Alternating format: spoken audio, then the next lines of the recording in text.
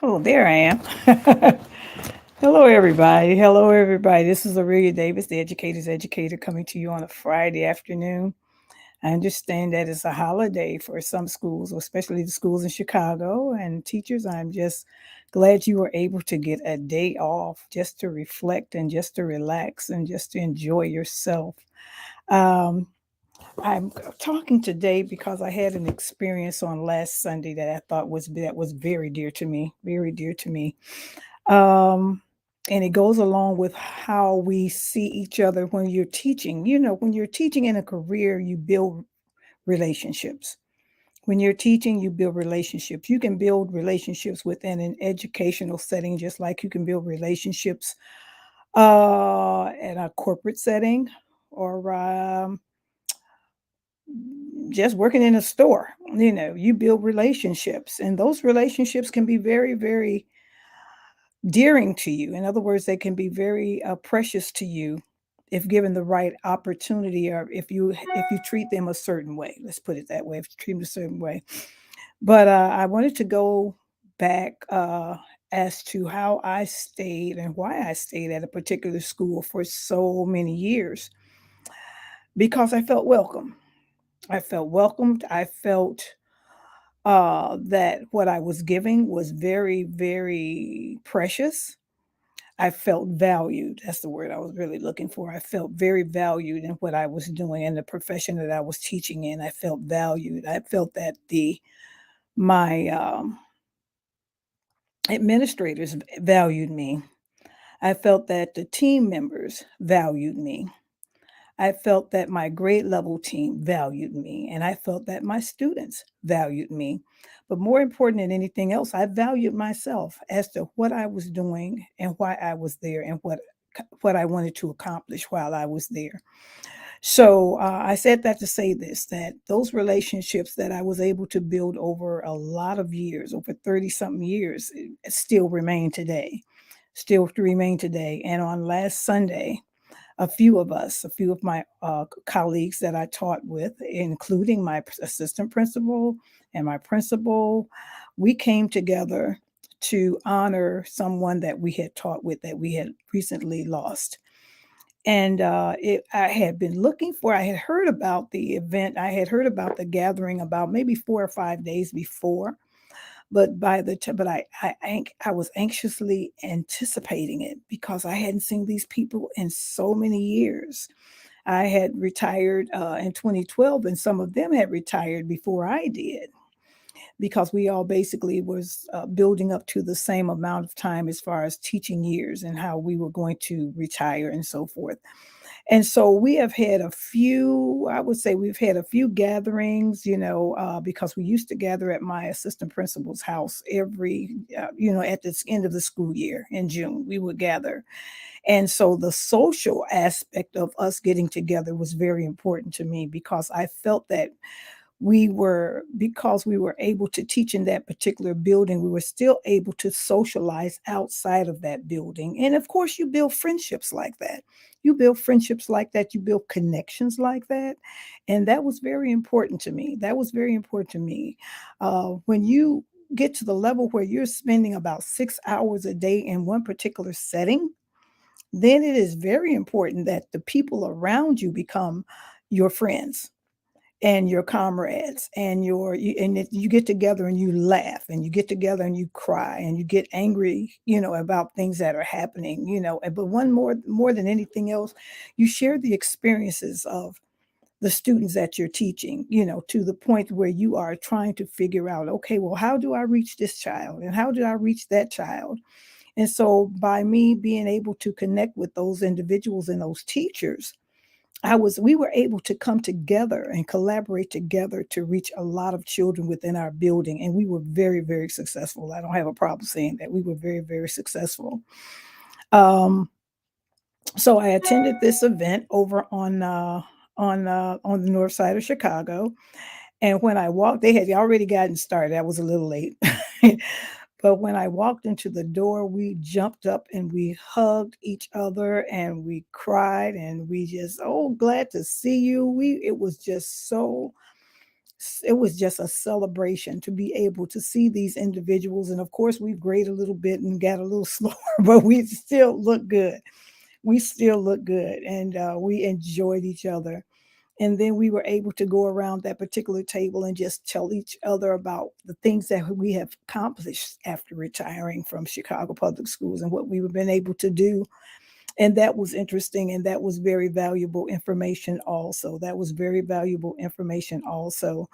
And then we shared our information. We shared highlights about the particular person that we were honoring and remembering on that particular day. And that just let me know that even though we hadn't taught and hadn't been with each other in, say, maybe the last 10 or 15 years, we still remembered and valued each other as teachers and as professionals and as friends and as family, because that particular school, we built a strong family unit. We built a strong family unit within that building. And I said all that to say this, that if you, as an educator, I'm going to speak for educators and principals, I'm going to speak to educators and administrators. If you're working in a building where you don't feel valued, that might not be the place you need to be. And it's because it has to be something that's going all the way around. I mean, the whole building. But let me tell you, you're not going to be able to win over everybody. You're not going to be able to win over everybody. But if at least 50% of those individuals within that building you are cordial with, and you have that professional relationship with, that is important, because it is important, because the students need to see individuals, and teach students need to see adults getting along. I'll just say that one more time. Students need to see adults getting along. And if they see adults who hardly know each other or do know each other collaborating and working together, then that gives them the sense that they can basically work with their own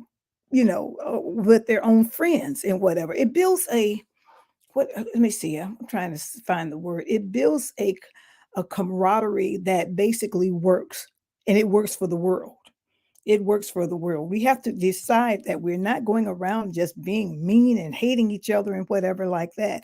But when we are in that building teaching those children, those students need to see how we do it. And they need to see us being friendly to each other. They need to see us speaking to each other. Good morning, Miss So and so. Good morning, Miss So and so. Good morning. How are you today? That type of thing. Because unfortunately, sometimes you're getting children that don't get that at home. But if they come to school, then they know, then they see it, and they're able to copy it, and they're able to use it. That's why I've been seeing a lot of teachers online nowadays. They greet each individual child with a shake or a wiggle or something like that. And this is a training, telling children that when you get up in the morning and you speak to someone, okay, and you can speak to them even if they don't speak back. But eventually, if you speak to them enough, eventually they are going to start speaking back to you. So this is something our children and our students need to see. Within my building, when I was working, those particular children saw teachers being cordial to each other. They saw us being professional with each other. They saw us laughing with each other. And it presented the type of environment for learning, but at the same time, it was a comfortable environment for learning, which was there wasn't a lot of hassle going on and so forth. Of course, it can get very frantic at one time, but it was a good frantic. In other words, everybody was moving towards something that was going to be successful. So that was happening. Now, I said that on the teachers. Teachers, you go into your building, if you get, how do you feel in your buildings right now? Do you know at least you have at least 5 or 6 good friends, that you can talk to about anything and everything?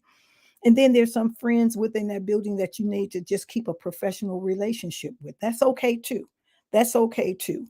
But then as you go along, administrators, you are responsible for the environment or setting the atmosphere in that particular building. That is something you do. And the way you do it is you present it. Starts at the office and then it filters into the halls. And from the halls, then it goes into the classrooms. And that's the way it does. Now, my administrators, I was just so blessed. I'm just going to say blessed. I was blessed to have some very good administrators. And one of those administrators, two of those administrators was at the gathering that I did on Sunday. But there was an open door policy for both of them, and it was not to the point where you could just barge in. No, of course there was some decorum. You say, you have a minute, and usually when I went, they had a minute. you know and even if it was just sitting down and saying, how did you do, how did your day go today? Mine was a little frazzled. I had Johnny, and Johnny wasn't in such a good mood, but my principals and my administrators wanted to hear how my day went, because if there was any issues that I could not fix, they hopefully would try to fix them. Or either they were just that listening ear that would basically be in place for whatever I needed to express at that particular time. So my administrators in my school set the atmosphere for friendliness. I mean, professional, but it was friendly. We laughed, we talked, we had what I used to enjoy more than anything else is what we call were coffee ands. Coffee ands were basically a gathering of teachers about, I'll say about 30 minutes in the morning, about before the children came in, and we would go there would be bagels and coffee and juice and things like that, and we would try to celebrate we had a social club. We had a social committee, and that social committee was responsible for doing all of the social events for teachers throughout the school year. Teachers, we celebrated Halloween, Thanksgiving, we did it all. We did birthdays, we did everything. But that social committee brought made us more social toward each other, because we were just not seeing we were seeing each other in a social setting, which was just as important as seeing each other in an educational teaching setting. And so we would enjoy those, and we would bring half the stuff back to the classroom and share it with the children and whatever. But we had a social committee in our building, which was very important, and that set the tone also for people getting together and so forth. Now, were you forced to come? No, but it was there if you wanted it. If it was there if you wanted it, and we could never say that we never did get together on a social basis within our building, because it was there, it was needed, and every once in a while, it was just something that we needed to do, just to sit at the table with a cup of coffee with my colleagues and my fellow teachers and just talk about anything and everything, and sometimes not talk about anything at all. Okay. I just bought a new car. Oh, my house. I just got my house decorated. So those things are needed when you are teaching in a building. First of all, you set the atmosphere and for the students, for your students. You want them to be comfortable in learning and whatever. And they need to see adults, like I said before, they need to see adults working collaboratively together, non-threatening, in a non-threatening situation. Now, I'm going to just add this to it. Was there ever a time when we were not on the same page? Yes, but we would come together and we would just be able to talk those things through. Where there's ever a time when we had issues, yes, but I'll say we had more, but with those particular problems, we would come together and solve those problems together also as a group, and I mean, include from kindergarten all the way to eighth grade. If it was a building issue, we came together as a building to solve that particular issue. And so went on from year after year after year after year. The good thing about it, that after my administrator retired, then it carried on, because by that time, the second person in line knew exactly what was going to make us tick in that building, and we just had so many successes because we loved being there. We loved getting up in the morning and knowing that we were coming to school, and we was going to come into a school that was non-threatening.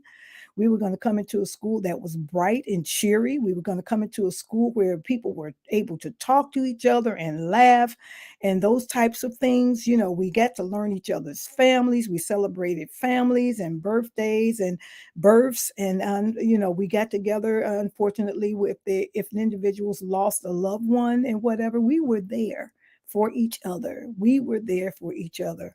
So I said that to say this, that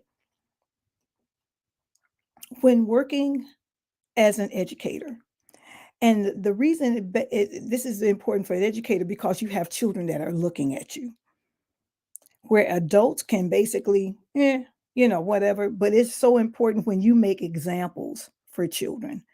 When you have examples for our children, that is so more important than anything else. Setting examples, how we get along, how we talk to each other, how we collaborate with you, how we work together. All of these examples are needed in order for our children to learn, and once they learn those techniques and skills, then they are better students and they are better individuals, you know. But that's Aurelia Davis. Glad I was able to come. It was just this was sort of very passionate to me, and so I just wanted to share it.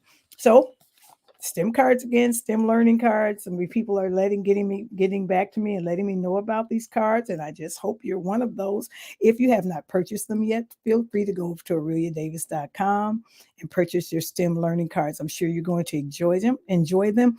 And, you know, even though it says preschool, these cards can be worked with any grade, you know, especially primary grades. But even if you decide to take it into intermediate, you can take it to the next level as far as vocabulary and skills and things are concerned. So get your STEM learning cards. This is Aurelia Davis. Have a nice weekend and talk to you soon. Bye-bye.